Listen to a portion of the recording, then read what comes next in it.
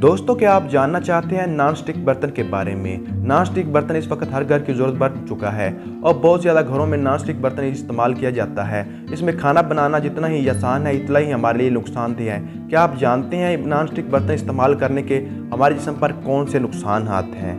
जी हाँ, non stick बर्तन इस्तेमाल करना हमारे लिए कैंसर का बायस बन सकता है, लेकिन बहुत कम लोग जानते होंगे। जी हाँ, आपको बताते चले नॉन स्टिक बर्तन के हमारे जिस्म पर कौन से नुकसान हैं। नॉन स्टिक बर्तन में ऐसे केमिकल होते हैं जो हमारे जिस्म के लिए खतरनाक साबित हो सकते हैं।